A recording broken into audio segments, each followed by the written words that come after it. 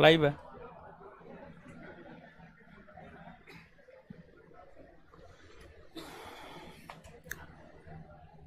Good evening सभी लोगों को। हल्ला मत कीजिए, हल्ला मत कीजिए, हल्ला करना गलत बात है ना, हो हल्ला मत कीजिए। चलिए, तो हम लोग जो है कल के सेशन में कनिष्क के विषय में जाने थे, कनिष्क के विषय में लिखा भी दिए थे, लेकिन 2 4 5 10 पॉइंट जो है ना और बाकी है लिखाना।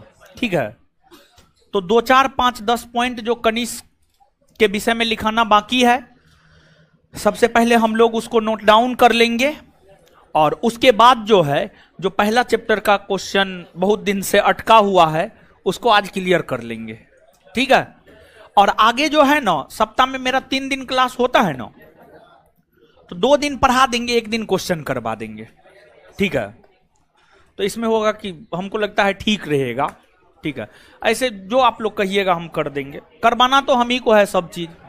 ठीक है, 2 दिन पढ़ा देंगे, 1 दिन क्वेश्चन करवा देंगे। क्या मंगलवार बृहस्पतिवार पढ़ा देंगे और शुक्रवार को क्वेश्चन करवा देंगे। क्या, तो आज हम लोग आ जाते हैं। सबसे पहले जो है देख लेते हैं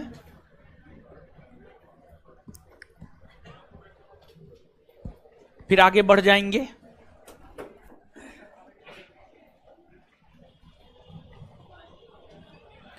तो सबसे पहले तो पिछले क्लास का रिवीजन ना होता है।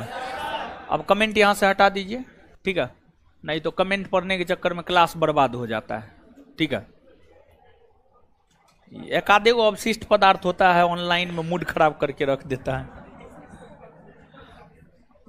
अवशिष्ट पदार्थ का मतलब समझते हैं? आए?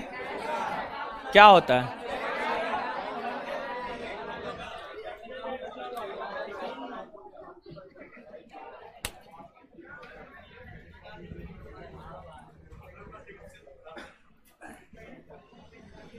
कुषाणों का संबंध किस कबीला से? यूची। कुषाण वंश के 15 ईस्वी। कुषाण वंश की स्थापना किसने किया? कुजुलकर्ड। कुजुलकर्ड। दीदी जी लोग मुंह से आवाज निकालना, वो बीच वाली सब क्या पिकनिक मनाने आई है यहाँ पे? हम नानी याद दिला देंगे सबको, अभी उठा करके पूछेंगे क्वेश्चन, समझ गए? नहीं तो मुंह खोल करके बोलिए। कुषाण वंश के अंतर्गत सर्वप्रथम किसने सोने का सिक्का जारी? भीमकर्ड। भीमकर्ड वास्तविक संस्थापक भीमकर्ड। भीमकर्ड फिसस कौन हुआ? कनिष्क ना। शक संबत किसने चला? कनिष्क ना। कब? 78 ईस्वी। 78 विक्रम संबत और शक 135। 135 कनिष्क की राजनीतिक राजधानी पुरुषपुरिया। पुरुषपुरिया सांस्कृतिक राजधानी मथुरा ना। मथुरा ना। कुजुलकर्ड फिसस के बाद भीमकर्ड अपने आप को देवपुत्र कौन कर? कनिष्क ना।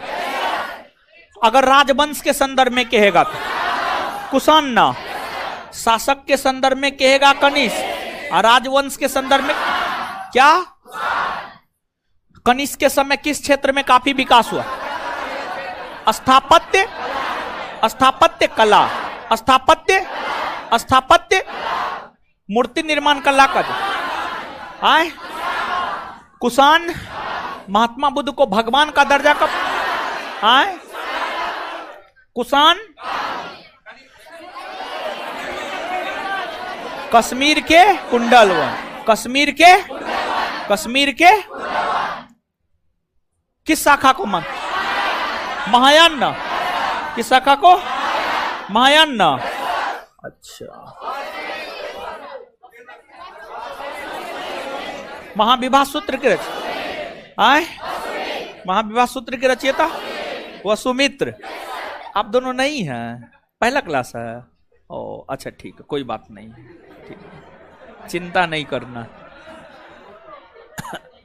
तो जो सब्जेक्ट शुरू हुआ उस बैच में आना चाहिए। सुबह में 8 से 10 पॉलिटी शुरू किए, उसमें लगता है दूसरा चैप्टर पढ़ा रहे हैं, उसमें आना चाहिए हमको लगता है।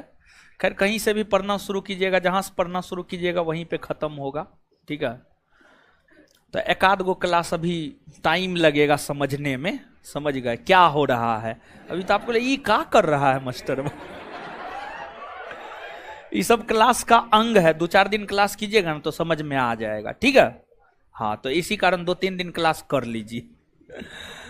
चलिए, कनिष्क बौद्ध धर्म के किस शाखा? महायान ना, महायान। महाविभास वसुमित्र ना, आए वसुमित्र ना। अच्छा, आप भी नया है क्या? तो मुंह से आवाज कहे ना आ रहा?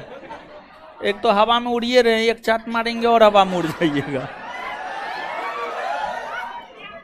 हल्ला काहे करते भाम, ऐसे हल्ला मत कीजिए। कनिष्क बौद्ध धर्म के चरक संगीता, चरक ना, नागा, नागा, नागा, नागा,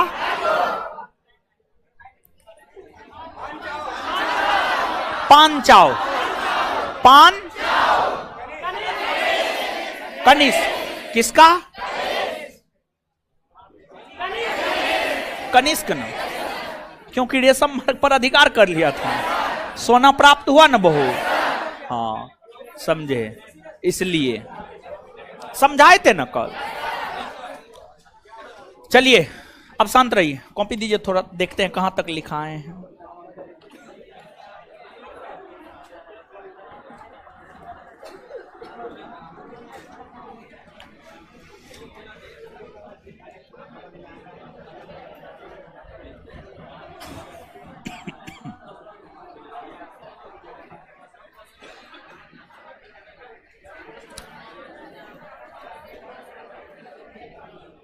चलिए अब समझिए, शांत हो जाइए। अब शांत होइए।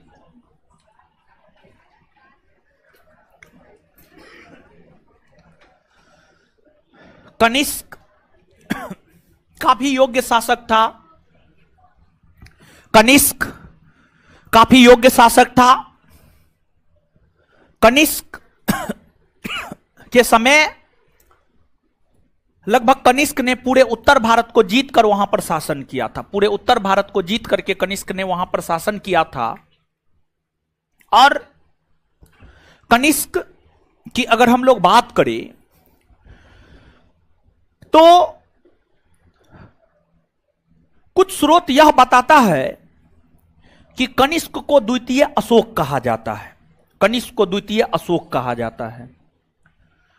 और कुछ स्रोत बताता है कि हर्षवर्धन को द्वितीय अशोक कहा जाता है।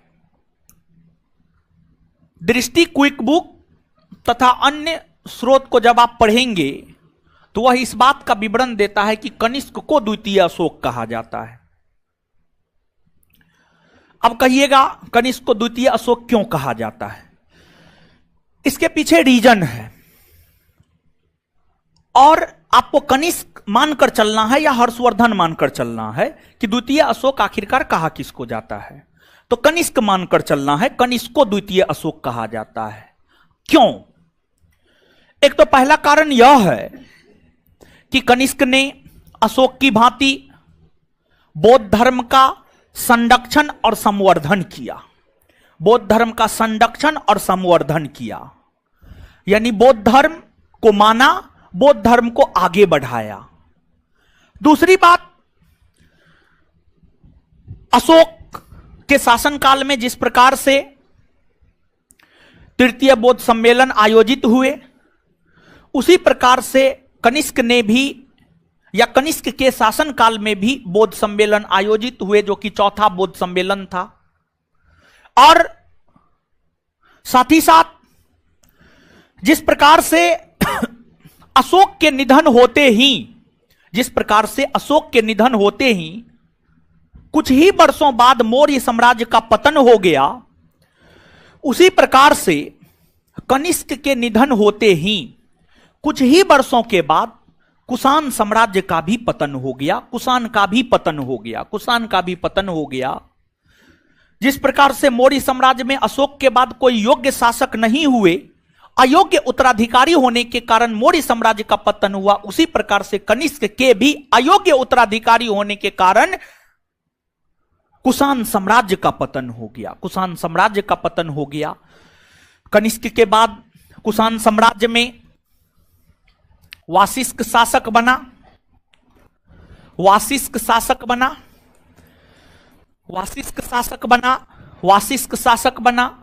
इसके बाद हुविष्क शासक बना, हुविष्क शासक बना, और भी बहुत सारे शासक हुए, लेकिन उन शासकों का कोई ऐतिहासिक महत्व नहीं है। कुषाणों के जो अंतिम शासक हैं, कुषाणों के अगर अंतिम शासक की हम लोग बात करें तो कुषाण वंश का अंतिम शासक हुआ आपको वासुदेव। कुषाण वंश का अंतिम शासक हुआ वासुदेव, वासुदेव हुआ। और कुषाणों के शासन की समाप्ति के बाद कुषाणों का रिलेटिव था, संबंधी था, कुषाणों का संबंधी था, कुषाणों का संबंधी था मुरुंड, मुरुंड, कुषाणों का संबंधी था मुरुंड, मुरुंड, मुरुंड। जब कुषाणों के शासन की समाप्ति हुई तो उत्तर भारत में, उत्तर भारत में देखिए, कुषाणों का शासन उत्तर भारत में था। कुषाणों का शासन कहां था? उत्तर भारत। कुषाणों का शासन कहां था? उत्तर भारत में। उत्तर भारत में कुषाणों का शासन था, कुषाणों का शासन था। कुषाणों का शासन उत्तर भारत में था, तो कुषाणों के शासन की समाप्ति होने के बाद मुरुंडों ने उत्तर भारत में शासन किया, मुरुंडों ने उत्तर भारत में शासन किया।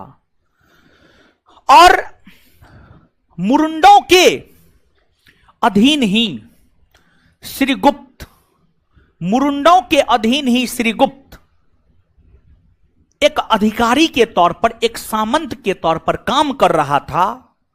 और मुरुंडों के अधीन ही श्रीगुप्त सामंत के तौर पर काम करते हुए, श्रीगुप्त सामंत के तौर पर काम करते हुए 240 ईस्वी में, 240 ईस्वी में उत्तर भारत में एक साम्राज्य की स्थापना किया, जिसे इतिहास में गुप्त साम्राज्य कहा जाता है, जिसे इतिहास में गुप्त साम्राज्य कहा जाता है।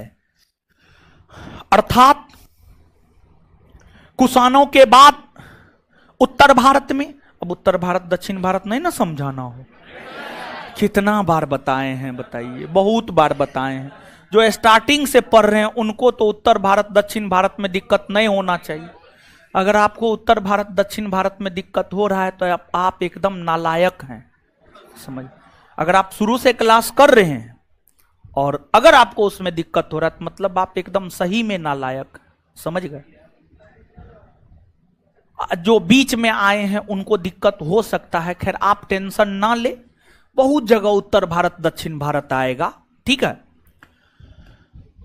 तो मुरुंडों के बाद उत्तर भारत में गुप्तों ने शासन किया, उत्तर भारत में गुप्तों ने शासन किया और गुप्त वंश की स्थापना श्रीगुप्त ने किया। श्रीगुप्त के बाद घटोत्कच, फिर चंद्रगुप्त प्रथम, फिर समुद्रगुप्त, चंद्रगुप्त द्वितीय, फिर कुमारगुप्त, स्कंदगुप्त, ये तमाम शासक हुए जो कि गुप्त साम्राज्य के शासक हुए। तो आगे कुषाणों के बाद जिस राजवंश के विषय में हमें पढ़ना है वह आपको गुप्त साम्राज्य है, वह आपको गुप्त साम्राज्य है, समझिए, गुप्त साम्राज्य है। तो जो भी आप लोग नया है, जब तक गुप्त शुरू नहीं करते हैं तब तक नहीं भी समझ में आएगा ना, तो एकदम टेंशन नहीं लेना है। लेकिन गुप्त के बाद एकदम समझ में आएगा, क्योंकि बीच में चैप्टर चल रहा है तो हो सकता है ना समझ में आए, लेकिन ऐसा कुछ नहीं है कि जो समझ में ना आए, समझ गए, कुछ भी वैसा है ही नहीं। अब यहां पर थोड़ा सा समझिएगा, हुविष्क के विषय में जानिए। हुविष्क के विषय में इसलिए जानना जरूरी है क्योंकि हुविष्क ने कश्मीर के भीतर एक नगर को बसाया था। हुविष्क ने कश्मीर के भीतर एक नगर को बसाया था और हुविष्क ने कश्मीर के भीतर जिस नगर को बसाया था उस नगर का नाम था हुविस्क नगर, उस नगर का नाम था हुविस्क नगर। हुविस्क नगर। और इस हुविस्क नगर की चर्चा कल्हन के राज तरंगनी में है। इस हुविस्क नगर की चर्चा कल्हन के राज तरंगनी में है। कल्हन के राज तरंगनी में है। और कल्हन विद्वान का नाम है और राज तरंगनी साहित्य का नाम है। राज तरंगनी साहित्य की रचना कल्हन ने की है और कल्हन के राज तरंगनी में हुविस्क नगर की चर्चा है। लेकिन आप सब लोग जानते हैं, हमने आपको बताया है। अगर नहीं बताए हैं तो दक्षिण भारत के इतिहास में बताएंगे हम आपको। जो कल्हन का राज तरंगनी है वह मुख्य तौर पर हमें कश्मीर के इतिहास के विषय में जानकारी देता है। कश्मीर के इतिहास, कश्मीर के इतिहास के विषय में जानकारी हमें कल्हन का राज तरंगनी देता है। कश्मीर के इतिहास के विषय में जानकारी हमें कल्हन का राज तरंगनी देता है। और अगर बात हम कश्मीर की करें तो क्या कश्मीर में कुषाणों का शासन था या नहीं था, तो इसका सीधा सा उत्तर यह है कि कश्मीर में कुषाणों का शासन था। कुषाणों का शासन था कश्मीर में। कश्मीर को जीत करके कुषाण शासकों ने अपने साम्राज्य में मिलाने का काम किया था। तो कश्मीर में जो कुषाणों का शासन था उस विषय में भी जानकारी हमें कल्हन का राज तरंगनी प्रदान करता है। और हुविस्क के विषय में कहा जाता है कि इन्होंने भी सिक्का चलाया था। और इन्होंने यानी हुविस्क ने जो सिक्का चलाया था उस सिक्का पर भगवान शिव की आकृति भी उद्धृत थी और भगवान विष्णु की भी आकृति उद्धृत थी। मतलब शिव की भी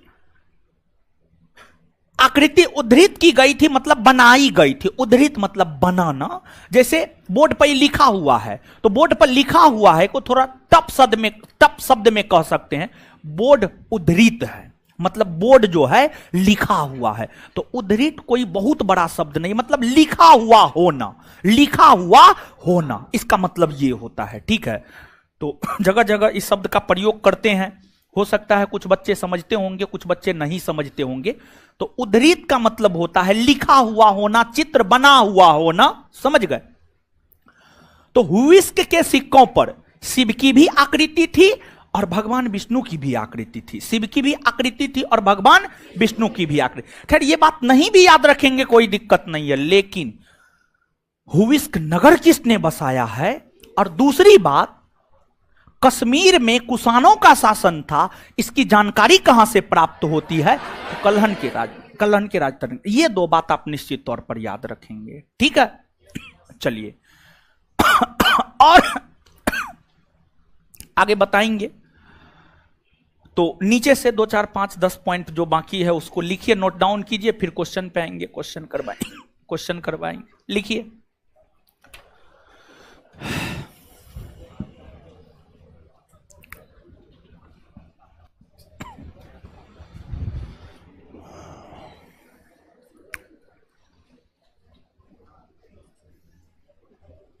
लिखिए। यहां पर स्रोत भी लिखा देते हैं। स्रोत इसलिए लिखा देते हैं क्योंकि आप कंफ्यूज होते रहिएगा, अलग अलग सोर्स में अलग अलग चीज है, ताकि स्रोत लिखा देते हैं ताकि आप अकबकाइएगा नहीं। ठीक है, दृष्टि पब्लिकेशन के अनुसार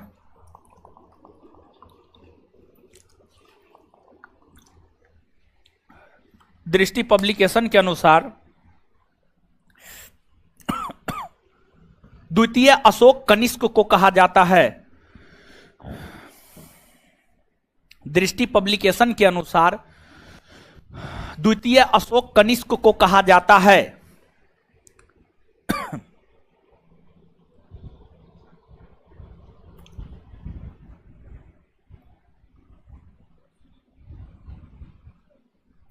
कनिष्क को कहा जाता है, द्वितीय अशोक कनिष्क को कहा जाता है। और इसमें तो हम स्टार मार मार के पॉइंट वाइज ही लिखाए हैं। क्या पॉइंट वाइज ही चीजों को लिखिए, लिखिएगा।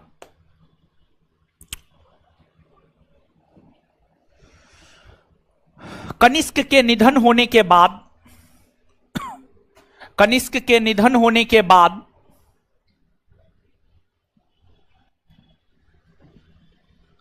कनिष्क के निधन होने के बाद अयोग्य उत्तराधिकारी के कारण,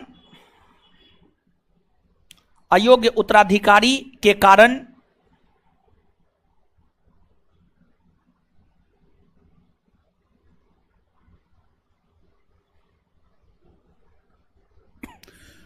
अयोग्य उत्तराधिकारी के कारण कुछ ही वर्षों बाद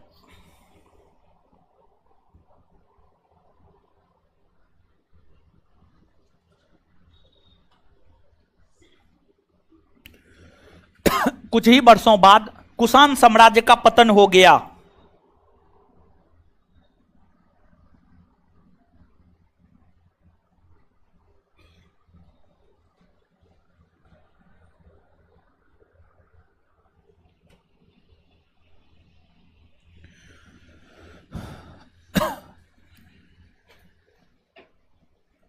इस साम्राज्य के पतन का सबसे प्रमुख कारण अयोग्य उत्तराधिकारी का होना था। इस साम्राज्य के पतन का सबसे प्रमुख कारण अयोग्य उत्तराधिकारी का होना था।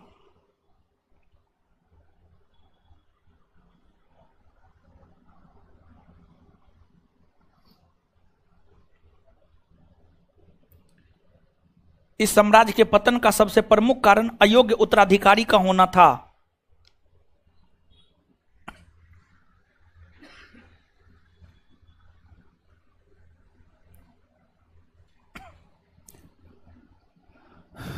इस साम्राज्य के पतन का कारण, इस साम्राज्य के पतन का सबसे प्रमुख कारण अयोग्य उत्तराधिकारी का होना था। नीचे से कनिष्क के बाद कनिष्क के बाद वाशिष्क ने,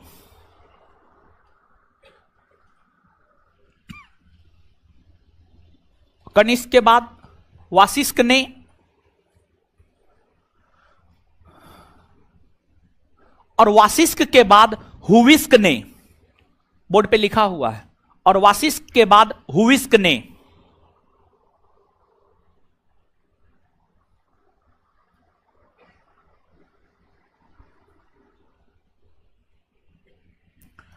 वाशिष्क के बाद हुविस्क ने वाशिष्क के बाद हुविस्क ने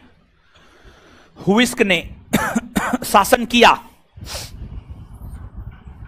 हुविस्क ने शासन किया। Full stop. हुविस्क ने कश्मीर में, हुविस्क ने कश्मीर में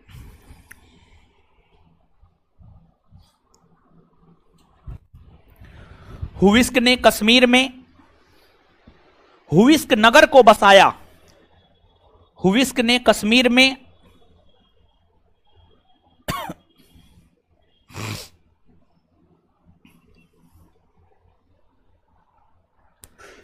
हुविस्क ने कश्मीर में हुविस्क नगर को बसाया, जिसकी जानकारी हमें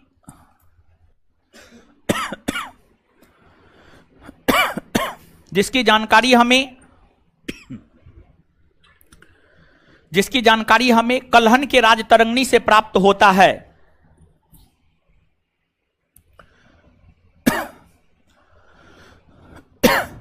जिसकी जानकारी हमें कल्हन के राजतरंगिणी से प्राप्त होता है।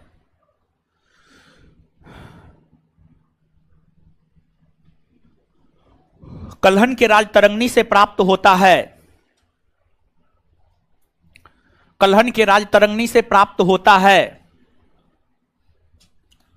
हुविस्क के सिक्कों पर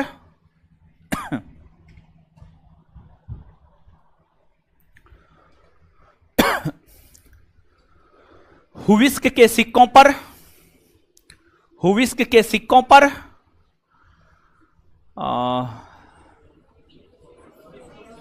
भगवान शिव और विष्णु दोनों की आकृति अंकित थी। भगवान शिव और विष्णु दोनों की आकृति अंकित थी।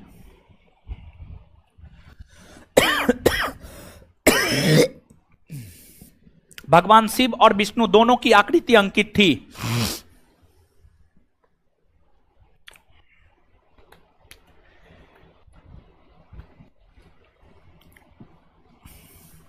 नेक्स्ट पॉइंट, कुषाण वंश का अंतिम शासक वासुदेव हुआ। कुषाण वंश का अंतिम शासक वासुदेव हुआ। कुषाण वंश का अंतिम शासक वासुदेव हुआ। कुषाण वंश का अंतिम शासक वासुदेव हुआ। कुषाण वंश का अंतिम शासक वासुदेव हुआ।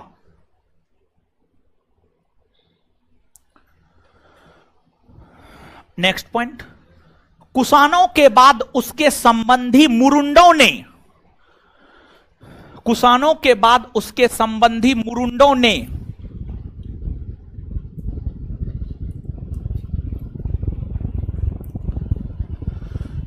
कुषाणों के बाद उसके संबंधी मुरुंडों ने शासन किया। मुरुंडों ने उत्तर भारत में शासन किया, सॉरी, मुरुंडों ने उत्तर भारत में शासन किया।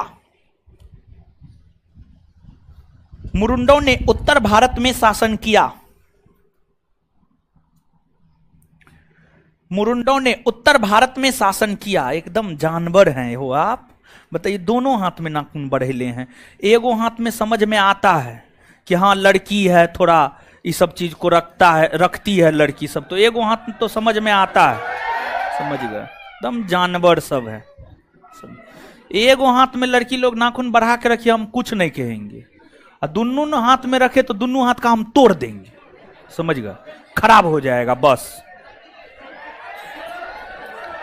लिखिए, है हल्ला मत कीजिए। मुरुंडों ने उत्तर भारत में शासन किया, फुल स्टॉप। मुरुंडों के अधीन ही, हाँ उसी में, उसी लाइन में कंटिन्यू, उसी लाइन में कंटिन्यू, उसी लाइन में कंटिन्यू। मुरुंडों के अधीन ही, मुरुंडों के अधीन ही, मुरुंडों के अधीन ही सर्वप्रथम गुप्त शासकों ने सामंत के तौर पर काम किया।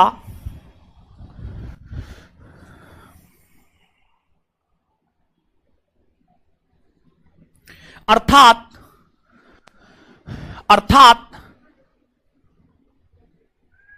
मुरुंडों के अधीन ही गुप्त शासकों ने सामंत के तौर पर काम किया। मुरुंडों के अधीन ही गुप्त शासकों ने सामंत के तौर पर काम किया।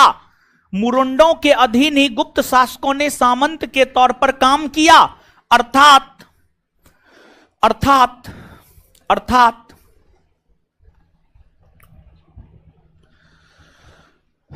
अर्थात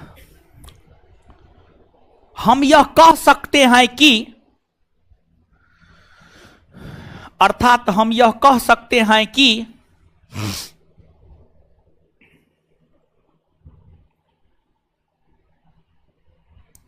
अर्थात हम यह कह सकते हैं कि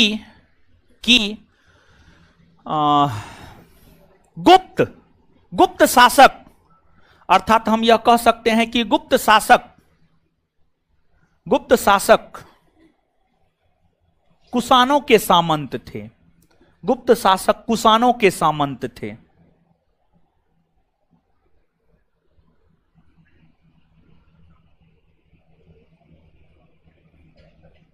चलिए अब 1 2 3 पॉइंट, 3 4 5 पॉइंट और थोड़ा सा और समझिए, ठीक है, थोड़ा सा और समझिए और फिर लिखा देंगे।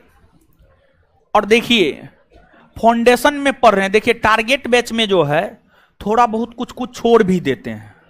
फाउंडेशन में पढ़ रहे हैं, हर चीज आराम से मजे में पढ़िए। अगर आपको जल्दी सिलेबस खत्म करना है तो आप टारगेट बैच मेरा परचेज कीजिए, टारगेट बैच कीजिए, वहां पर जाकर जल्दी अपना सिलेबस खत्म कर लीजिए। लेकिन फाउंडेशन में पढ़ रहे हैं, टाइम कितना भी लग जाए हर चीज को हम बताएंगे, ठीक है, हर चीज बताएंगे। तो ये फाउंडेशन वाला लड़का जो है ना, ये मत पूछिए और ये मत बोलिए कब खत्म होगा। खत्म तो होबे करेगा। पॉलिटी खत्म हुआ, हिस्ट्री आया, हिस्ट्री खत्म होगा, ज्योग्राफी आएगा, फिर पॉलिटी आएगा, ठीक है, खत्म तो होबे करेगा। तो ये जो पूछता है ना कब खत्म होगा, वो एकदम पढ़ने वाला न है मेरे ख्याल से, समझ गए। तो ये मत पूछिए, नहीं तो कहिएगा खत्म करने के लिए तो हम 2 दिन में खत्म कर देंगे, समझे। हाँ, हाँ तो ऊपर है उतना इफेक्टिव थोड़े होगा, ऊपर ऊपर से बक देंगे। ठीक है, फाउंडेशन में तसल्ली से पढ़ाते हैं, तसल्ली से पढ़ाते हुए आए हैं, तसल्ली से हमको पढ़ाने दीजिए। और ऑफलाइन वाला तो नहीं है बोलता है, ऑफलाइन वाला एका दुका बोलता है, वो हमको लव लेटर लिख के देता है वो हमारे व्हाट्सएप पे मैसेज करेगा। हमको भी लव लेटर बहुत आता है, समझे। देखिए ये सब लव लेटर है, समझे। आइए आप समझिए।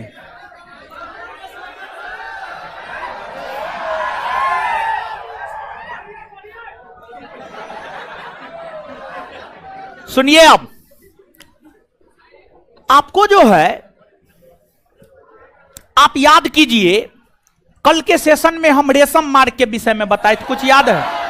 रेशम मार्ग के विषय में बताए थे। कनिष्क ने रेशम मार्ग पर कब्जा किया था। अच्छा, वो जो रेशम मार्ग था, उस रेशम मार्ग पर जो व्यापार होता था चीन और रोम के बीच, चीन और रोम के बीच, जब कनिष्क ने रेशम मार्ग पर अधिकार किया तो स्वाभाविक सी बात है कनिष्क रोम के शासकों के संपर्क में आया, रोम के शासकों के संपर्क में आया।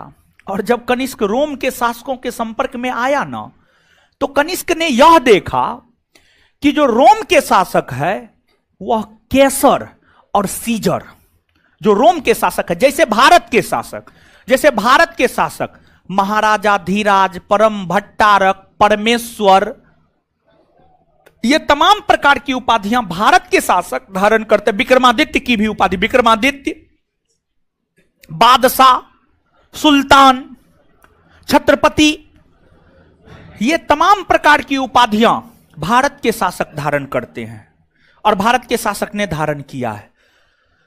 ब्रिटिश काल में भी ब्रिटिश भारतीयों को राय बहादुर, नवाब बहादुर, केसरे हिंद, ये तमाम प्रकार की उपाधि दिया करता था। सर, नाइटहुड, ये सब उपाधि ब्रिटिशों के द्वारा भारतीयों को दी जाती थी, ब्रिटिशों के द्वारा भारतीयों को दी जाती थी।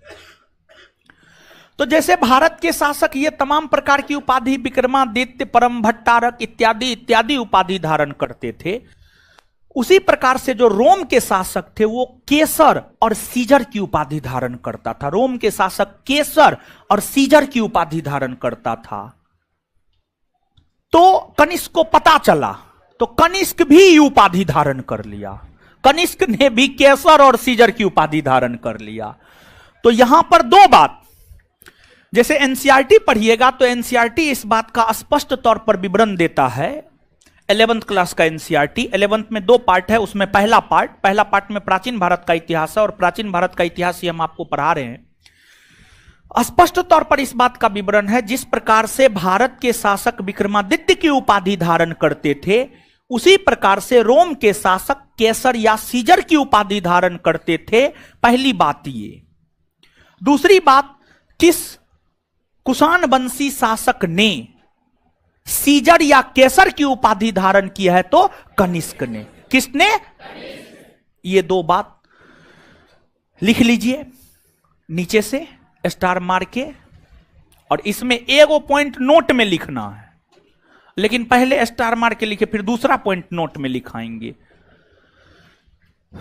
जिस प्रकार भारतीय शासक जिस प्रकार भारतीय शासक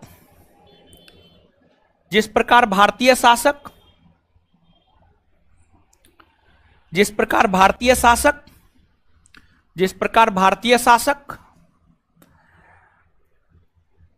विक्रमादित्य, एनसीईआरटी का जो लाइन है वही लिखा देते हैं, ठीक है। फालतू महाराजा धीराज, परमेश्वर, फलना चिलना ढेकना क्या कीजिएगा लिख करके, एगो बस एग्जाम्पल के तौर पर समझ गए, बस समझ गए।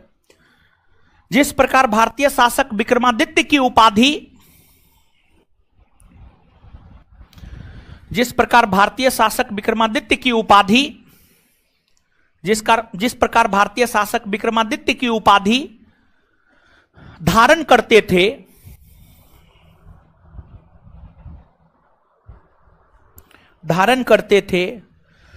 उसी प्रकार रोम के शासक उसी प्रकार रोम के शासक कैसर या सीजर का उपाधि धारण करता था। उसी प्रकार रोम के शासक कैसर या सीजर की उपाधि धारण करता था। रोम का शासक कैसर या सीजर की उपाधि धारण करता था। रोम का शासक कैसर या सीजर का उपाधि धारण करता था।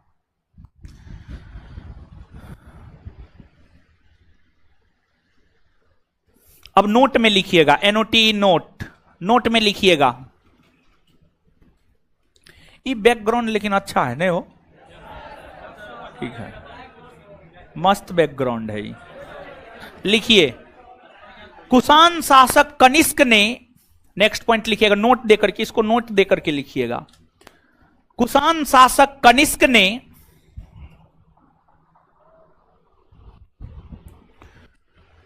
कुषाण शासक कनिष्क ने कैसर या सीजर की उपाधि धारण की थी। कुषाण शासक कनिष्क ने कैसर या सीजर की उपाधि धारण की थी। कुषाण शासक कनिष्क ने कैसर या सीजर की उपाधि धारण की थी। कुषाण शासक कनिष्क ने कैसर या सीजर की उपाधि धारण की थी। कैसर या सीजर की उपाधि धारण की थी। अब जानते हैं कनिष्क के समय मूर्तिकला के क्षेत्र में कनिष्क के समय मूर्तिकला के क्षेत्र में दो शैली का विकास हुआ, दो पद्धति का विकास हुआ। जैसे इसको ऐसे समझिए, पहले देखिए, जैसे पूरा जीएस हम बिट्टू सर दोनों आदमी मिलकर पढ़ाते हैं। मेरा अलग तरीका है, उनका अलग तरीका है।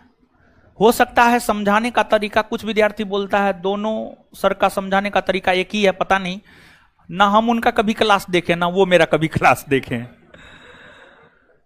तो जैसे बिट्टू सर पढ़ाते हैं, उनका अपना एक शैली है, वो आपको नोट देकर के पढ़ा तो वो कोई भी चीज नोट डाउन आपको करवाते नहीं। उनके पढ़ाने का शैली ये है, और हमारे पढ़ाने का शैली ये है कि जो है हम आपको समझाते हैं पहले, फिर लिखाते हैं, फिर याद करवाते हैं, अगले क्लास में रिवीजन भी करवाते हैं। समझ गए? तो हमारा अपना अलग है, उनका अपना अलग है। तो दोनों आदमी का अलग अलग पढ़ाने का शैली है। जैसे ये पढ़ाने का शैली हो गया दोनों आदमी का अलग अलग। उसी प्रकार से जो है मूर्ति कला, यानी मूर्ति सब जो बनता था, मूर्ति निर्माण कला का जन्म कुषाण काल में हुआ, तो मूर्ति सब बनता था। मूर्ति सब जो बनता था ना, तो मूर्ति का निर्माण दो शैली में होता था, दो पद्धति के तहत होता था, या दो तरीका से होता था। मूर्ति का निर्माण जिस दो तरीका से होता था, वो दो तरीका में एक था गंधार कला शैली और एक था मथुरा कला शैली। एक था गंधार कला शैली और एक था मथुरा कला शैली। तो मूर्ति कला के क्षेत्र में दो शैली का विकास हुआ, गंधार शैली और मथुरा शैली। गंधार शैली और मथुरा शैली। देखिए, पहली बात तो यह है कि गंधार शैली का विकास आपको यूनानी और भारतीय, यूनानी मूर्ति निर्माण कला और भारतीय मूर्ति निर्माण कला जब दोनों को मर्ज कर दिया गया, जब दोनों का सम्मिश्रण किया गया, यानी जब दोनों को मिलाया गया, तब जाकर गंधार शैली का विकास हुआ। बिहार दरोगा का पूछा हुआ क्वेश्चन है, गंधार शैली किन शैलियों का सम्मिश्रण है? तो इसका उत्तर होता यूनानी और भारतीय। वही मथुरा शैली है, यह पूर्णतः देसी शैली है। यह पूर्णतः देसी शैली है, देसी, यह पूर्णतः देसी शैली है। जैसे गाय, गाय समझते हैं, गाय, गाय जो दूध देती है, समझ गए, जिसका दूध हम लोग खाते हैं, हड्डी मजबूत करते हैं। गाय एगो होता है देसी नस्ल का गाय और एगो होता है विदेशी नस्ल का गाय। हाँ, जर्सी, जिसको जर्सी भी कहते हैं, जिसको जर्सी भी कहते हैं। तो वैसे ही जो है, और जो जर्सी होता है या जो विदेशी नस्ल का गाय होता है, वो एक प्रकार का हाइब्रिड होता है, समझ गए। तो मथुरा शैली जो है ना एकदम देसी है, मतलब देसी नस्ल के गाय के समान है, शुद्धता भारतीय है, विशुद्ध भारतीय है। और ये जो है ये सम्मिश्रण है, भारतीय और यूनानी का सम्मिश्रण है। दूसरी बात, गंधार शैली को शक वंश और कुषाण वंश दोनों वंश के शासकों ने संरक्षण प्रदान किया था। गंधार शैली को जो है शक वंश और कुषाण वंश, कुषाण वंश, शक वंश और कुषाण वंश दोनों वंश के शासकों ने संरक्षण प्रदान किया था। वही जो मथुरा शैली है, इसको सिर्फ और सिर्फ कुषाण वंश के शासकों ने संरक्षण प्रदान किया था, सिर्फ और सिर्फ कुषाण वंश के शासकों ने संरक्षण प्रदान किया था।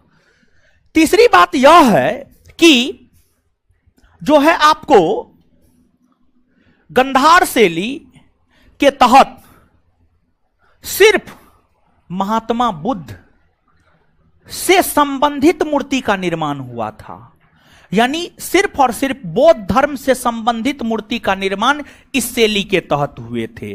बौद्ध धर्म से संबंधित मूर्ति का निर्माण इस शैली के तहत हुआ था। लेकिन अगर हम लोग वही मथुरा शैली की बात करें तो इसमें बौद्ध धर्म से संबंधित मूर्ति भी, जैन धर्म से संबंधित मूर्ति भी, ब्राह्मण धर्म से संबंधित मूर्ति भी, ब्राह्मण धर्म से संबंधित मूर्ति भी, मतलब मथुरा शैली का संबंध बौद्ध धर्म से भी है, जैन धर्म से भी है, जैन धर्म से भी है, ब्राह्मण धर्म से भी है, ब्राह्मण धर्म से भी है। लेकिन गंधार शैली का संबंध सिर्फ और सिर्फ बौद्ध धर्म से। इसके बाद गंधार शैली में जो मूर्ति बनता था उसमें मुख्यतः दो रंग का प्रयोग होता था, दो कलर का प्रयोग होता था, नीला और काला, नीला और काला। गंधार शैली के अंतर्गत जो मूर्ति बनता था उसमें मुख्यतः दो रंग का प्रयोग होता था, ब्लू एंड ब्लैक, नीला और काला। वही मथुरा शैली में जो मूर्ति का निर्माण होता था उसमें सिर्फ लाल रंग का प्रयोग होता था, उसमें सिर्फ लाल रंग का प्रयोग होता था। किस रंग का प्रयोग? लाल, लाल रंग का प्रयोग होता था। तो यहां पर हमने आपको स्पष्ट किया कि कुषाण काल में मूर्ति निर्माण के क्षेत्र में ये दोनों शैली का विकास हुआ, और साथ ही साथ हमने आपको यह भी स्पष्ट किया कि दोनों शैलियों के बीच अंतर क्या था, दोनों शैलियों के बीच जो है अंतर क्या था। तो अब नीचे से आप नोट डाउन कीजिए, नोट में ना ऐसे लिखिए। कुषाण काल में, कुषाण काल में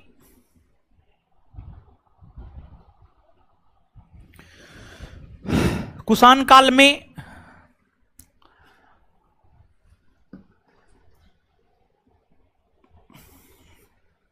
कुषाण काल में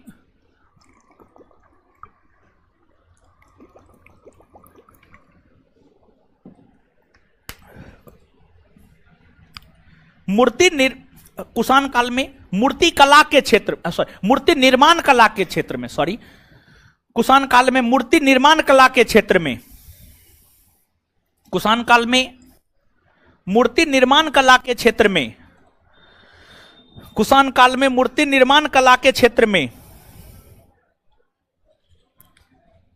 कुषाण काल में मूर्ति निर्माण कला के क्षेत्र में दो शैली का विकास हुआ, दो शैली का विकास हुआ, दो शैली का विकास हुआ। एक नंबर में गंधार शैली, एक नंबर में गंधार शैली,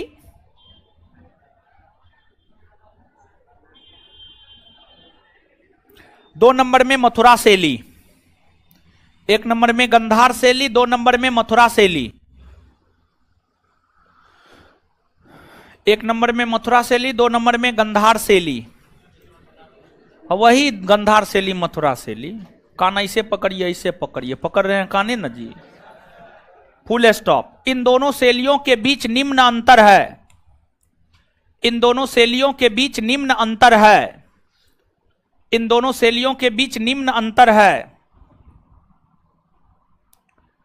इन दोनों शैलियों के बीच निम्न अंतर है।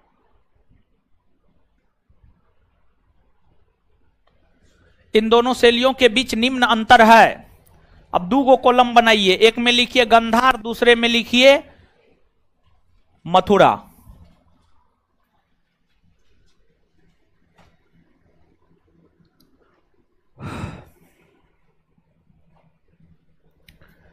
गंधार शैली और दूसरे में लिखिए मथुरा शैली। कॉलम बना लिए। अब लिखिए गंधार शैली में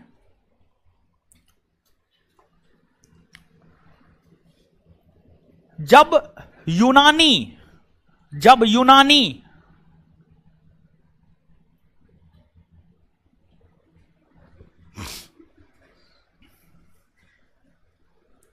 जब यूनानी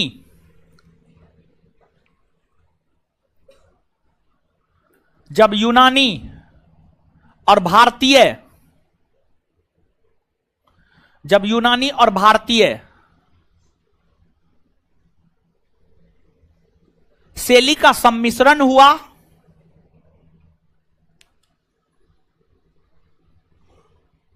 शैली का सम्मिश्रण हुआ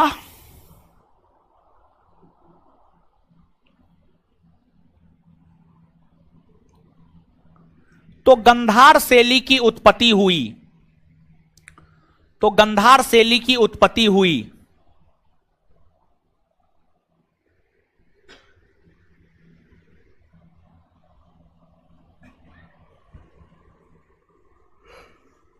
दूसरा नंबर, इस शैली गंधार शैली में ही, दूसरा पॉइंट, अभी गंधार में ही लिखा रहे हैं, गंधार शैली में ही पूरा लिखा देंगे, तब आएंगे मथुरा पर। तो गंधार में ही पूरा लिखिए। गंधार में दूसरा पॉइंट, इस शैली का संबंध सामान्यतः बौद्ध धर्म से है, इस शैली का संबंध सामान्यतः बौद्ध धर्म से है।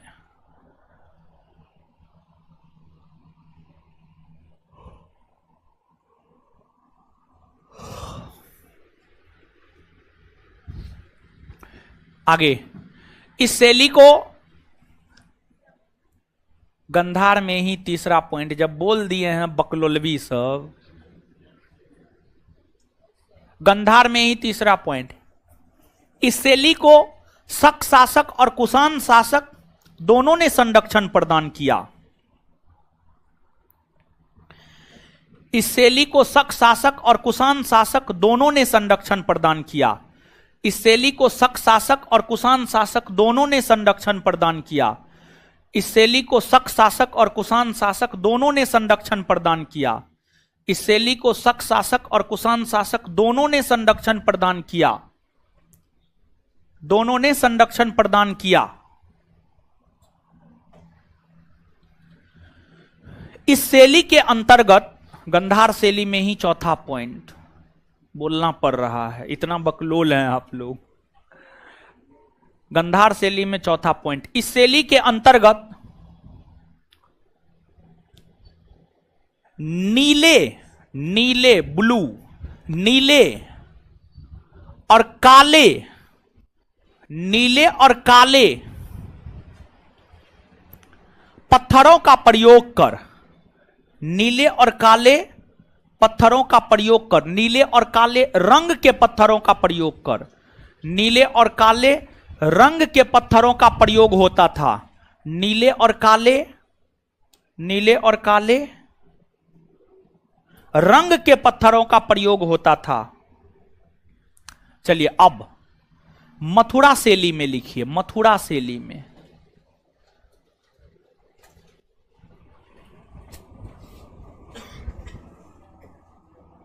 यह शुद्ध देसी शैली था, यह शुद्ध देसी शैली था, यह शुद्ध देसी शैली था। व्हाट्सएप चला रहे हैं जी। यह शुद्ध देसी शैली था, मथुरा शैली में लिखिए, यह शुद्ध देसी शैली था। अब 2 नंबर में लिखिए, इस शैली को सिर्फ कुषाण शासकों ने संरक्षण प्रदान किया था। इस शैली को सिर्फ कुषाण शासकों ने संरक्षण प्रदान किया था। इस शैली को सिर्फ कुषाण शासकों ने संरक्षण प्रदान किया था। इस शैली को सिर्फ कुषाण शासकों ने संरक्षण प्रदान किया था। इस शैली को सिर्फ कुषाण शासकों ने संरक्षण प्रदान किया था। कुषाण शासकों ने संरक्षण प्रदान किया था। कुषाण शासकों ने संरक्षण प्रदान किया था।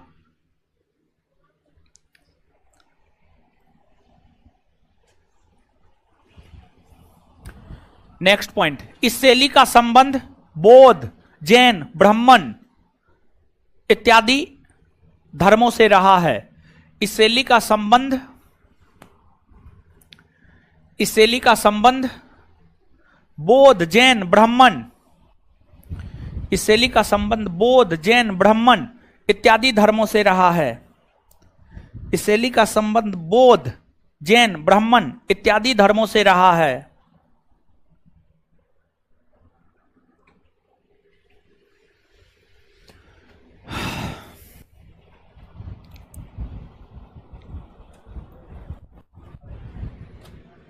रहा है। चलिए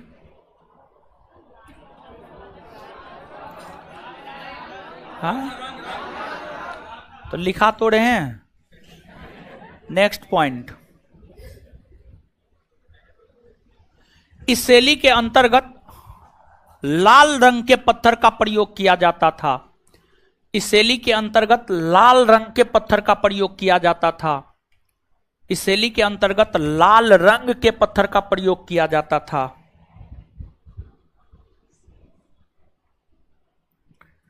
लाल रंग के पत्थर का प्रयोग किया जाता था।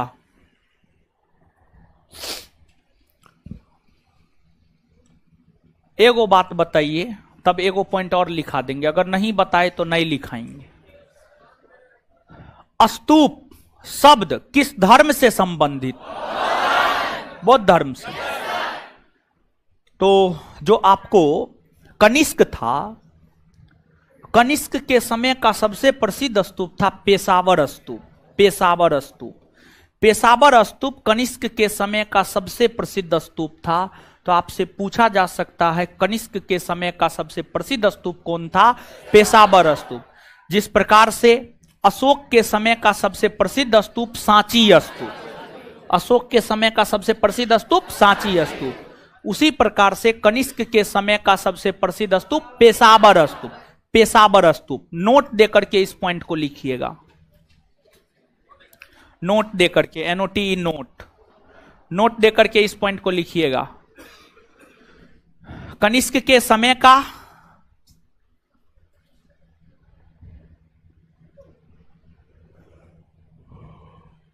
कनिष्क के समय का सबसे प्रसिद्ध स्तूप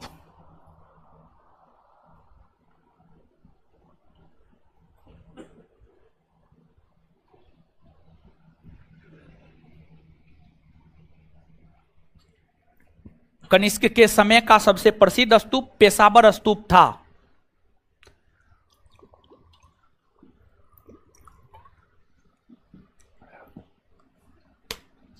अब क्वेश्चन करवाएंगे। कनिष्क खत्म हो गया, लेकिन देखिए ध्यान दीजिएगा, मौर्योत्तर काल को हम लोग पढ़े हैं, लेकिन कुछ चीजें ऐसी हैं जो अभी भी हम लोग नहीं पढ़े हैं, जिसको अगले क्लास में देखेंगे। थोड़ी बहुत जानकारी मौर्योत्तर काल से और लेंगे। और सातवाहनों का जब शासन समाप्त हुआ था ना जी, तो वाकाटक वंश के शासकों ने सातवाहनों के स्थान पर शासन किया था। तो वाकाटक नहीं बताए हैं, वाकाटक की भी चर्चा करेंगे और तब जाएंगे हम लोग गुप्त पर, तब हम लोग गुप्त पर जाएंगे। क्लियर है? तो इससे आगे अगले क्लास में आज पहला चैप्टर के क्वेश्चन को पूरा डील कर देंगे। 50 गो क्वेश्चन बाकी है मेरे ख्याल से, 50 गो ना, 100 तक हो गया था, 50 गो क्वेश्चन बाकी है, उसको देख लेंगे।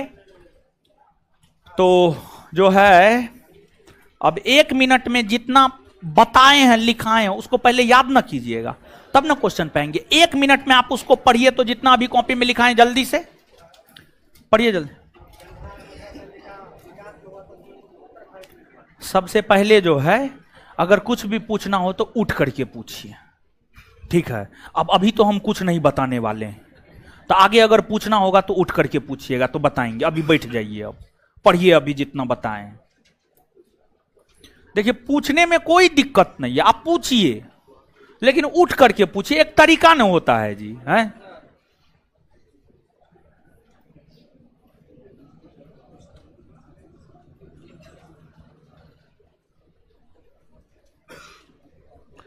पढ़िए पढ़िए, उधर पिलर के पास जो है, बतियाने नहीं बोले हैं, नहीं तो हम खड़ा कर देंगे क्लास में।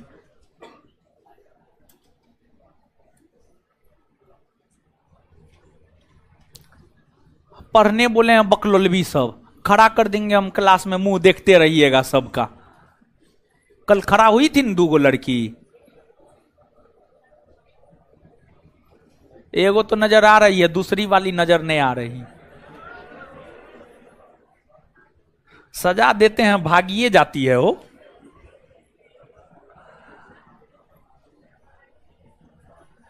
सजा तो मिलेगा, गलती कीजिएगा तो।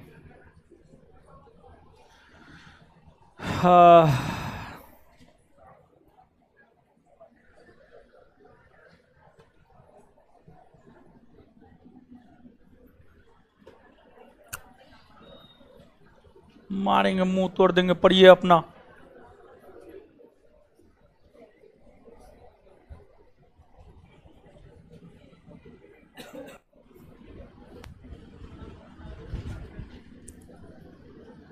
जल्दी पढ़िए, फिर आगे क्वेश्चन भी करवाना है।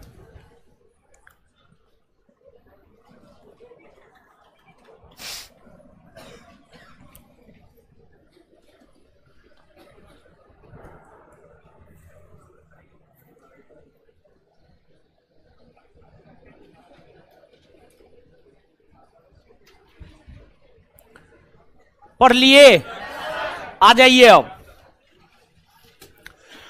कुषाण वंश का अंतिम शासक क्या हुआ हो? आए? हुविस्क नगर को किसने बसाया? आए? अच्छा, हुविस्क नगर को हुविस्क ने कश्मीर में बसाया, इसकी जानकारी कहां से प्राप्त? राज कुषाणों के शासन की जब समाप्ति हुई तो किसने उत्तर भारत में शासन? किसने? मुरुंडों ने। और जो है मुरुंडों के अधीन ही श्रीगुप्त शासन किया, और तब बाद में जाकर गुप्त वंश के शासन की स्थापना हुई। इतना बात क्लियर है? अच्छा, इसके बाद आगे बताइएगा। जैसे भारत के शासक विक्रमादित्य की उपाधि धारण करते थे, वैसे रोम के शासक कौन से थे? केसर या केसर या किस कुषाण शासक ने केसर या सीजर की उपाधि धारण? किसने? किसने? अच्छा, एक बात बताइएगा, कनिष्क के समय का सबसे प्रसिद्ध स्तूप कौन स्तूप? कनिष्क के समय का सबसे प्रसिद्ध स्तूप कौन स्तूप? पेशावर स्तूप ना। चलिए, इसके बाद आगे बताइएगा, मूर्ति कला के क्षेत्र में कनिष्क के समय कौन से 2 शैली का विकास हुआ? गंधार और गंधार शैली किन 2 शैलियों का सम्मिश्रण है? इसको किस किस राजवंश के शासकों ने संरक्षण दिया? इसका संबंध कौन धर्म से था? कौन किस रंग के पत्थर का प्रयोग होता था?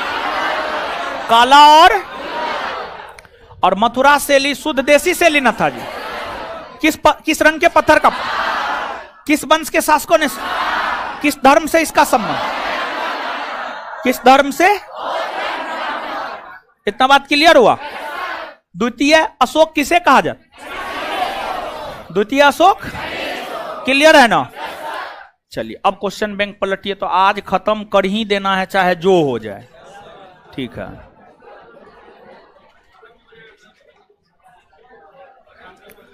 याद भी करते जाना है फटाफट भाई जी लोग, ठीक है।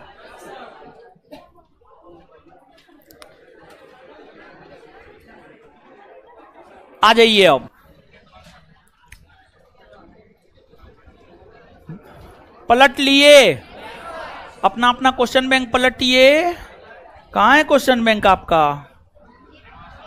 है कितना दिन से आ रहे हैं? कितना दिन से आ रहे हैं?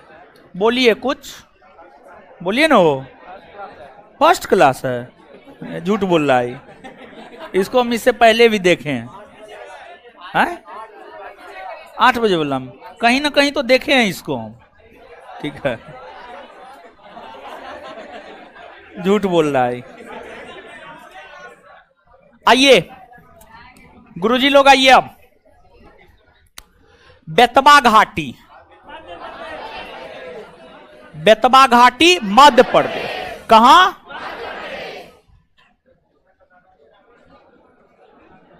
कृष्णा घाटी कर्नाटक, बेलन घाटी उत्तर प्रदेश, नेवासा महाराष्ट्र।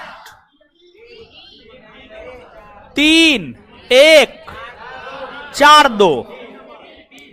आंसर डी होगा, होगा। निम्नलिखित में से किन स्थानों से मध्य पाषाण काल में पशुपालन के प्रमाण मिले? मध्य प्रदेश के आदमगढ़, राजस्थान के बागौर। 2 और किस काल में मानव अस्थि पंजर का सबसे पहला अवशेष प्राप्त हुआ? मध्य पाषाण काल। मध्य किस काल में मानव अस्थि पंजर का सबसे पहला अवशेष प्राप्त हुआ है? किस काल में मानव अस्थि पंजर का सबसे पहला अवशेष प्राप्त आए? मध्य पाषाण का। मानव अस्थि पंजर का अवशेष किस मध्य पाषाणिक स्थल से हुई है? सराय नहर और महदहा। ये दोनों कहां है? उत्तर। तो उत्तर प्रदेश के सराय नहर और महदहा से मानव अस्थि पंजर का अवशेष प्राप्त हुआ है, अर्थात उत्तर हो जाएगा डी। क्या हो जाएगा? डी। राजस्थान में स्थित सांभर झील निक्षेप से विश्व के सबसे पुराने वृक्षारोपण का साक्ष्य मिला है। यह स्थल किस काल से संबंधित है? मध्य पाषाण काल। कौन काल से? तो राजस्थान में स्थित सांभर झील निक्षेप से विश्व के सबसे पुराने वृक्षारोपण का साक्ष्य मिला। यह स्थल किस काल से संबंधित? मध्य पाषाण काल। भारतीय उपमहाद्वीप में प्राचीनतम नवपाषाणिक बस्ती मेहरगढ़ कहां स्थित? बलूचिस्तान। मेहरगढ़ कहां है? मेहरगढ़ कहां है? बलूचिस्तान में ना जी? हाँ, बलूचिस्तान में है। प्राचीनतम चावल का साक्ष्य कोल्डी हवा ना जी? कोल्डी कहां है ये? उत्तर प्रदेश। किस काल में कुल्हाड़ी, बसुली, छेनी, खुरपी, कुदाल, हथौड़े आदि प्रमुख उपकरण प्राप्त? नवपाषाण। नवपाषाण किस काल में कुल्हाड़ी, बसुली, छेनी, खुरपी, कुदाल, हथौड़े आदि प्रमुख उपकरण प्राप्त हुए? नवपाषाण काल। धातु काल आदि ऐतिहासिक किस काल को धातु काल कहा जाता है? आदि ऐतिहासिक किस काल को धातु काल कहा जाता है? आदि ऐतिहासिक काल। आदि ऐतिहासिक काल के संदर्भ में निम्नलिखित पर विचार कीजिए। हड़प्पा संस्कृति तथा वैदिक संस्कृति की गणना इस काल में की जाती? हाँ, होती है। गौड़िक एवं कृष्णा लोहित मिनित भांड इस काल से संबंधित है? हाँ है। कौन कौन सही है? 1 और 2 दोनों। किसको चालकोलिथिक युग कहा जाता है? ताम्रपाषाण। किसको चालकोलिथिक युग कहा जाता है? किसको चालकोलिथिक युग कहा जाता है? ताम्रपाषाण। किस काल में मनुष्य पत्थर और तांबे के उपकरण औजार का प्रयोग करने लगा था? ताम्रपाषाण। ताम्र से तांबा, पाषाण से पत्थर, यानी तांबा और पत्थर ताम्रपाषाण का। क्वेश्चन में ही आंसर छुपा हुआ था। मनुष्य ने सर्वप्रथम तांबा का प्रयोग कब किया? 5000 ईस्वी। मनुष्य ने सर्वप्रथम तांबा का प्रयोग कब किया? 5000 ईस्वी पूर्व में किया। कृषक ग्रामीण संस्कृतियां संबंधित थे, बोलिए। ताम्रपाषाण कृषक ग्रामीण संस्कृतियां संबंधित थी किससे? ताम्रपाषाण संस्कृति। सब बताए हुए हैं, ठीक है। अब याद नहीं रखते हैं तो हम क्या कर सकते हैं? हमारा तो काम है बता करके, लिखा करके, याद करवा करके आपको रूम अच्छे से भेज देना। अब रूम में आप क्या करते हैं वो आपका काम है, ठीक है। रूम में अब आप मोबाइल चलाते हैं, ताश खेलते हैं, दारू पीते हैं, लड़की से बात करते हैं कि यूट्यूब चलाते हैं, वो आपका काम है। आप अपना काम देखते रहिए। बनास आहार संस्कृति के बारे में निम्नलिखित कथनों पर विचार कीजिए। आहार को तांबवती भी कहा जाता है क्योंकि यहां से बड़े पैमाने पर तांबा मिलता है। सही है। आहार के लोग पत्थर के बने घरों में रहते थे। सही है। गिलुंद इस संस्कृति का स्थानीय केंद्र माना गया, यहां से पक्की ईंटों के निर्माण के साथ। सही है। इस संस्कृति के प्रमुख स्थल आहार बालाथर तथा गिलुंद मध्य प्रदेश। मध्य प्रदेश में नहीं बल्कि राजस्थान। कौन कौन सही है? 1, 2 और 3। किस संस्कृति से एस्टेटाइट और कार्नेलियन जैसी कीमती पत्थरों के हार प्राप्त हुए? कायथा संस्कृति। कहां से? कायथा। कहां से? कहां है ये? मध्य प्रदेश। किस संस्कृति से एस्टेटाइट और कार्नेलियन जैसी कीमती पत्थरों के हार प्राप्त हुए हैं? कायथा संस्कृति। दैमाबाद से भारी मात्रा में कांसे की वस्तुएं मिली हैं।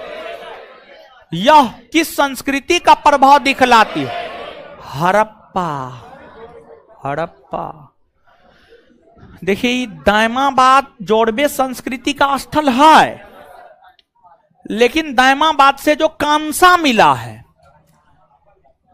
कांसा का सबसे ज्यादा प्रचलन हड़प्पा काल में, जिस वजह से हड़प्पा को कांस्य युगीन संस्कृति भी कहा जाता है।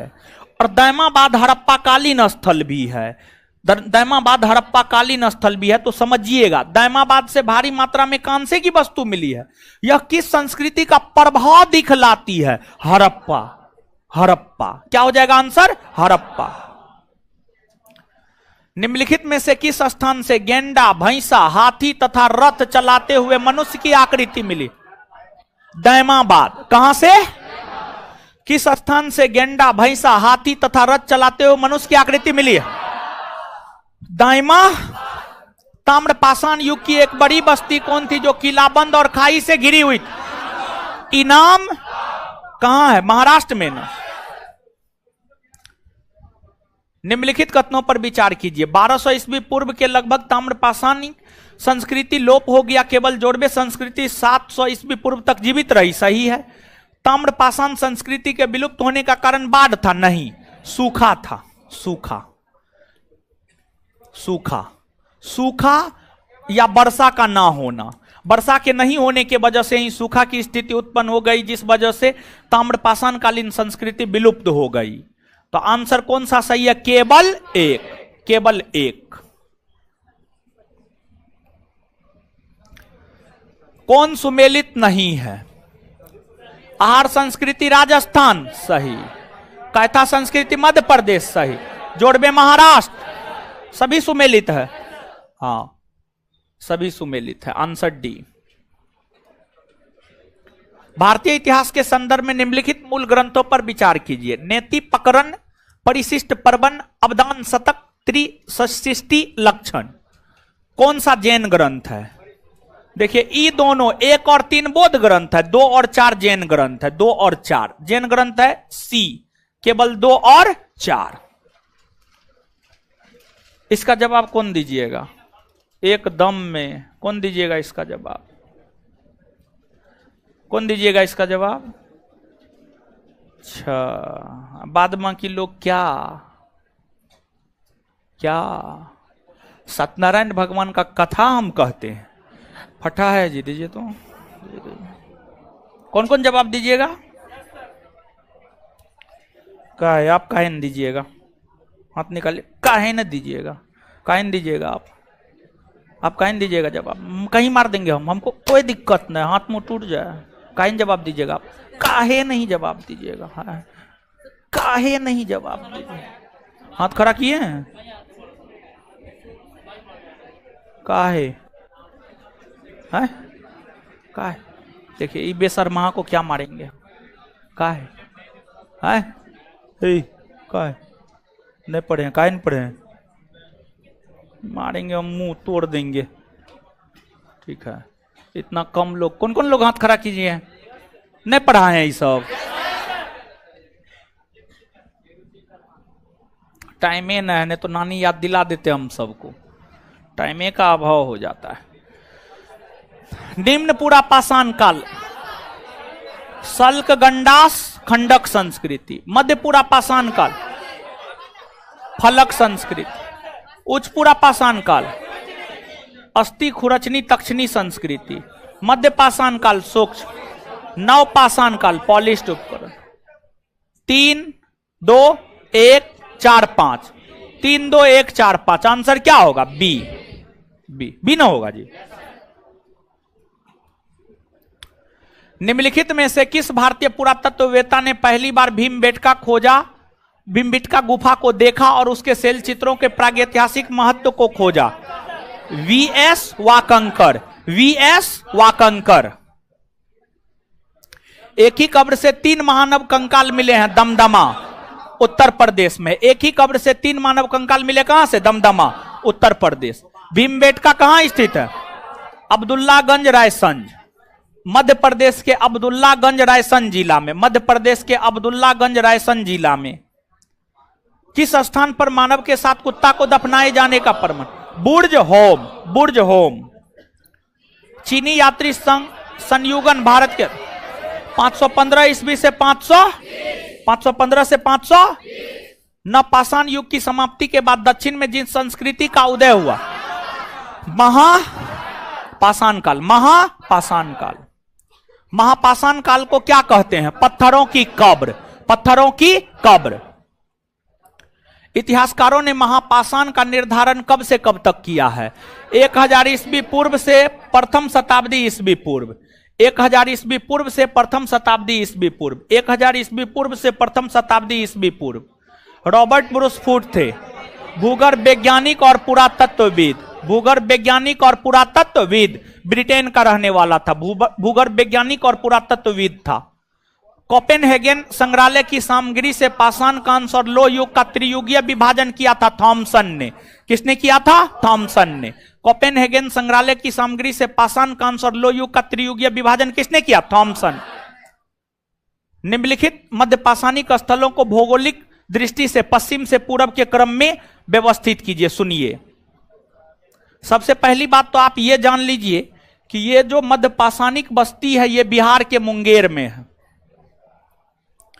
बिहार के मुंगेर में है, यानी यहां स्टेट के संदर्भ में लिख देते हैं ये बिहार में है। बिहार में है। बीरभानपुर उत्तर प्रदेश के बीरभानपुर पश्चिम बंगाल के 24 परगना जिला में है। तो यहां पर वेस्ट बंगाल, पश्चिम बंगाल लिख देते हैं। लेखिया महदाहा उत्तर प्रदेश में है। लेखिया महदाहा उत्तर प्रदेश में है।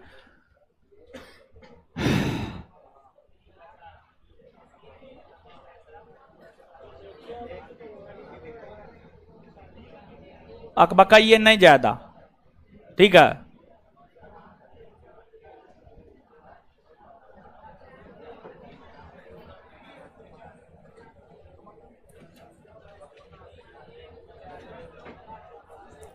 लेखिया जो है ना, लेखिया जो है ये अंदाज मिर्जापुर में है।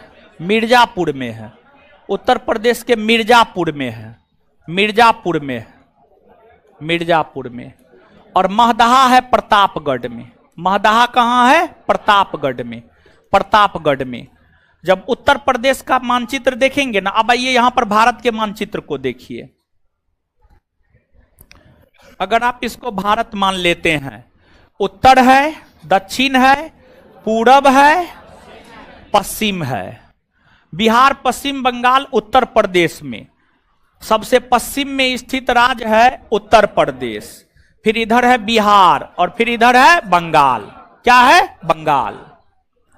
तो इसमें हो जाएगा, अगर प्रतापगढ़ जिला को देखेंगे तो प्रतापगढ़ जिला जो है आपको, प्रतापगढ़ जिला यहां है, मिर्जापुर इधर है, तो जो है आपको 4, 2, 1, 3, 4, 2, 1, 3 आंसर क्या हो जाएगा? सी। 4, 2, 1, 3, 4, 2, 1, 3।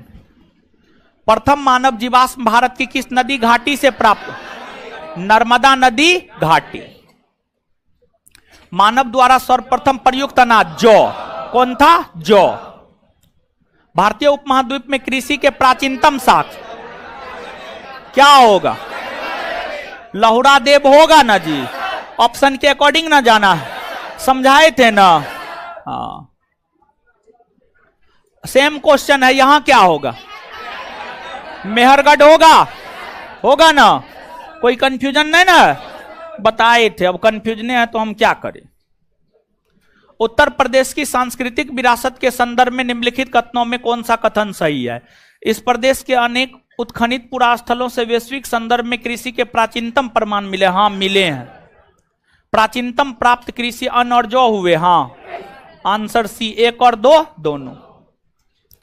उस स्थल का नाम बताइए जहां से प्राचीनतम अस्थायी जीवन के प्रमाण मिले हैं। मेहरगढ़। कहां से? मेहरगढ़। आहार सभ्यता के बारे में निम्न कथनों पर विचार कीजिए। आहारवासी तांबा गलाना जानते थे। हाँ, ये लोग चावल से परिचित नहीं थे, परिचित था, गलत है। धातु का काम आहारवासियों की अर्थव्यवस्था का एक साधन था। हाँ, यहां से काले लाल रंग के मृदभांड मिले हैं जिन पर सामान्यतः सफेद रंग से ज्यामितीय आकृतियां उकेरी गई। हाँ, 1, 3 और 4 आंसर है, 1, 3 और 4। निम्न में से किस एक पुरा स्थल से पाषाण संस्कृति से लेकर हड़प्पा सभ्यता तक के सांस्कृतिक अवशेष प्राप्त हुए? मेहरगढ़। मेहरगढ़। नर्मदा टोली का उत्खनन किसने किया? एच.डी. संकालिया। किसने किया है? नर्मदा टोली का उत्खनन किसने किया? एच.डी. संकालिया। नर्मदा टोली किस राज्य में? मध्य प्रदेश। बृहत पाषाण स्मारकों की पहचान की गई है मृतक को दफनाने के स्थल के रूप में। बृहत पाषाण स्मारकों की पहचान की गई है मृतक को दफनाने के स्थल के रूप में। राख का टीला, संगन। गेरिक मृदभांड पात्र का नामकरण हुआ था हस्तिनापुर में। हस्तिनापुर में। राष्ट्रीय मानव संग्रहालय कहां है? भोपाल। मानव के विकास की कहानी दर्शाने वाला देश का सबसे बड़ा संग्रहालय इंदिरा गांधी मानव संग्रहालय कहां है? भोपाल। बुर्जहोम सेलकृत देव मंदिर के लिए ख्याति प्राप्त है ना, गर्ताबास के लिए इसको ख्याति प्राप्त है, गलत है ये। चंद्रकेतुगढ़ टेराकोटा कला के लिए सही है। और ये कहां है जानते हैं? पश्चिम बंगाल में। कहां है? पश्चिम बंगाल, वेस्ट बंगाल में है।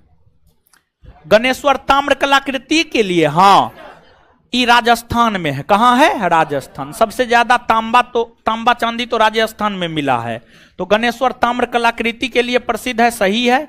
टेराकोटा कला के लिए चंद्रकेतुगढ़ प्रसिद्ध है, सही है। बुर्जहोम सेलकृत देव मंदिर के लिए नहीं बल्कि गर्ताबास के लिए प्रसिद्ध है। तो कौन कौन सही है? 2 और 3, यानी आंसर क्या हो जाएगा? डी। आंसर क्या हो जाएगा? अब ना है। अब सुनिए, इसके बाद जो अगला चैप्टर है वह है हड़प्पा। इसके बाद अगला चैप्टर कौन है? हड़प्पा। ठीक है, अगला चैप्टर कौन है? हड़प्पा। तो हड़प्पा चैप्टर का तो नोट भेज ना दिए थे, भेजा हुआ है ना। हड़प्पा का क्वेश्चन अगले शुक्रवार को होगा। कब होगा? अगले।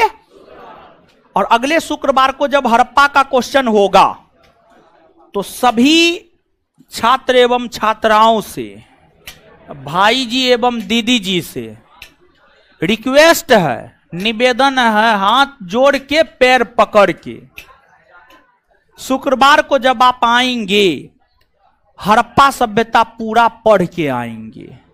शुक्रवार को जब आप आएंगे तो हड़प्पा सभ्यता पूरा पढ़ के आएंगे। ये आपका काम है। तो सप्ताह में 3 दिन मेरा क्लास होता है 1.5 घंटे का।